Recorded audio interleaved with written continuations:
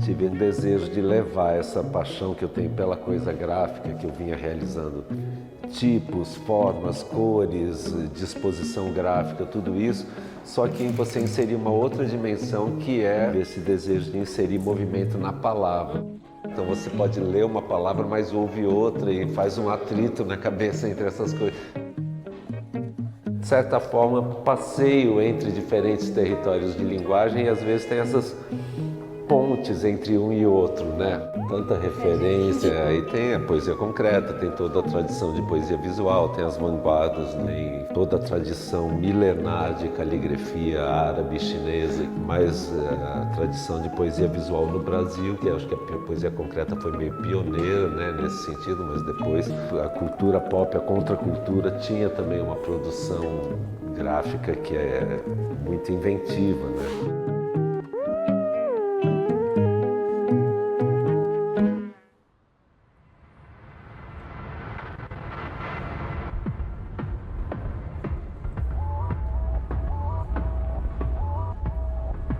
O rascunho como ideia, como a ideia inicial para algum trabalho.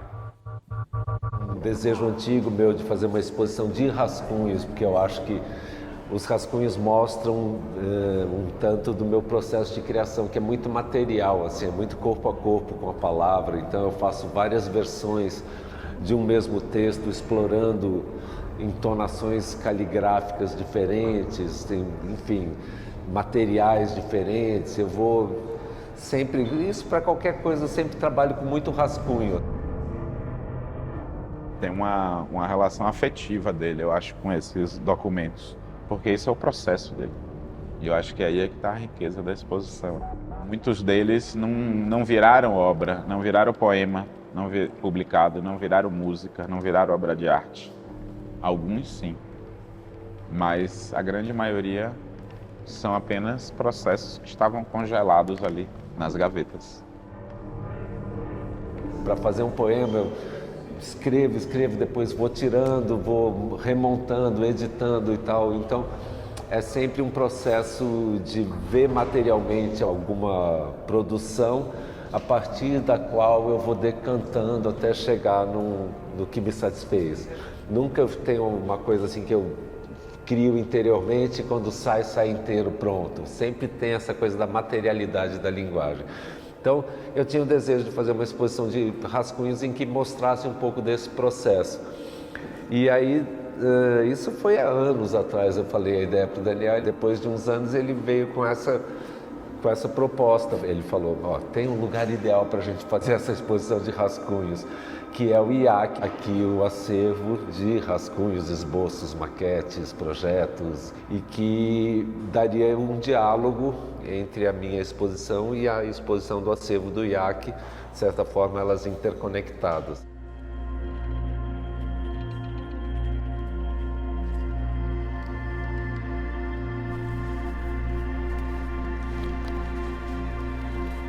E aí surgiu o convite por parte do IAC de pensar uma exposição dentro do projeto Diálogos Contemporâneos, que seria justamente pensar algum artista para fazer um diálogo com o acervo do IAC. E falei, Arnaldo, encontrei o lugar para fazer aquela exposição que você queria.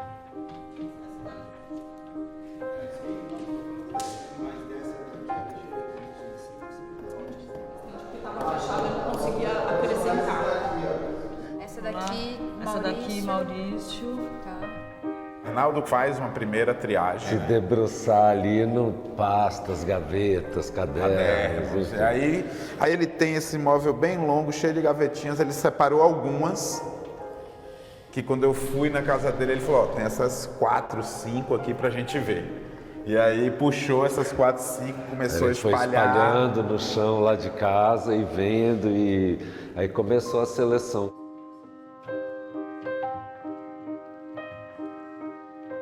Mas fiz essa seleção do Arnaldo, e aí trouxemos ela para cá, para o IAC. Quando eu olhei que as 2 salas eram quase simétricas, aí eu tomei uma decisão de espelhar as salas e não misturar os trabalhos. Um espelhamento arquitetônico, de você chegar num lugar, sentir algo, e chegar no outro, tentar sentir algo mais ou menos parecido. Fiz uma analogia com a música, de ser uma mesma música tocada por artistas de diferentes gerações, como se estivessem executando uma grande peça, mas cada um dentro de sua geração trazendo esse repertório. Tem um pensamento que meio rege o trabalho de Arnaldo, que é o pensamento verbo-voco-visual. Mistura dimensões verbais, sonoras e visuais na estruturação. E é esse pensamento verbo-voco-visual que conceitualmente conecta os autores do IAC com Arnaldo. Então Arnaldo, na verdade, é uma espécie de herdeiro de todos esses outros artistas que estão aqui, o Willis de Castro, Lothar Charrot, enfim, o Saciloto, Fiammingue, Regina, Carmela, Cérvalo, são todos artistas que, de certa forma, fizeram parte dessa formação de uma produção multidisciplinar.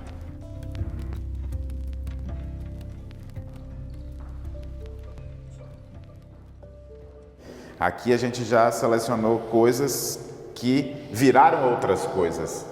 Então são projetos de trabalhos, de poemas, que se tornaram música, instalação, fotografia, uma foto instalativa, agora um LED. São projetos de coisas que foram se tornando coisas além do projeto. Então a gente fez uma seleção e mostrando também essa multidisciplinaridade. Então pega uma coisa bem conhecida. Eu fazendo a letra da música O Que eu gravei com os Titãs, né? Que não é o que não pode ser, que não. Aí fazendo as separações e tal.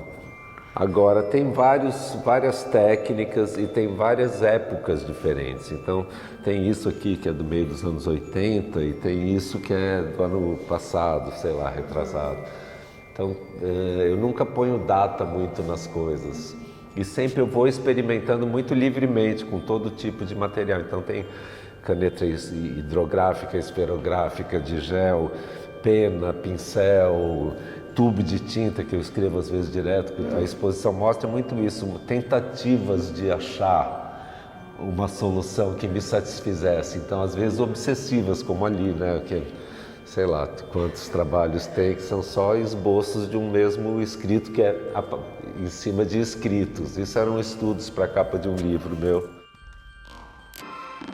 Então essas variações todas é um pouco um desnudamento, vamos dizer assim, do meu processo de criação. Acho que isso é uma coisa importante. Aqui, por exemplo, tem várias construções em cima de uma brincadeira que é o super-homem submisso. E aí eu fiz isso, super-homem submisso, fiquei brincando com essas duas palavras. E depois isso entrou num poema que virou uma letra de música, que aí eu tenho uma coleção de esquecimentos, apenas 2 mãos para ver o mundo. Meu dia cabe inteiro num segundo, mas nada abafa a voz dos pensamentos. Nem frontal e nem melatonina, eu tenho as saudades de um soldado, do que haveria de ser o meu passado, de tudo que escapou da minha sina. Desculpas, culpas, lapsos de sinapses, impregnam-me a corrente sanguínea e sigo apassivando a carne ígnea e aplainando os vértices dos ápices. Eu sou o super-homem submisso às rotas da rotina e ao tempo escasso. Enquanto esqueço do próximo passo, anoto um outro novo compromisso. Queria estar a sós comigo mesmo e ter a eternidade toda em torno, desfalecer no fogo desse forno até me desfazer como um torresmo. Então, coisas que também não eram só poesia, pensamentos, projetos de outra natureza além da poesia visual, que é lógico, 95% da exposição são os processos de construção de poemas. O ruído é como se fosse o borrão, né? Algo que, como se fosse aquela pedra na linguagem que o João Cabral fala, né? Mas esse esforço de decifração e essa mistura do significado do que as palavras estão dizendo com o que a forma com que elas foram grafadas está dizendo, sabe? Uma coisa altera a outra, né? Então isso para mim é muito sedutor, é o território que eu gosto de explorar na escrita. Isso é uma ideia, um desejo que eu tenho de fazer algo como uma entonação gráfica, que seria um correspondente gráfico dos recursos entoativos que a gente tem na voz ao falar, ou que se cristalizam quando a gente canta, se fixa uma entonação melódica. Aqui, de certa forma, é um estudo de possibilidades de a linguagem entoar visualmente, né? Através da curva do traço, da velocidade, do gesto, da disposição na página, da espessura do traço, do tremor da mão. Tudo isso interfere sensivelmente na recepção daquelas palavras, né, para as pessoas. Assim como o canto altera a sua sensação, né? Ele cria dimensões de sentido para além do que as palavras estão dizendo, né? Se você ver, aqui tem uma interferência muito sutil de uma sobreposição de um traço mais fino. Aqui já é uma interferência um pouco mais, mas você vê que tem um verso sem, um verso... Sempre quando tem esse verso passa na cabeça, tem uma escrita em dobro e os outros não. Aqui já é uma coisa de pôr as letras bem perto e a tinta escorrer e vai misturando um pouco. E aqui tem as duas coisas, tem a coisa da escrita com mais de um traço, tem a coisa da cor e tem a coisa da sobreposição entre as linhas ser mais radical do que aqui, né? Foi tudo chegando, acho que esse é o que ficou mais interessante.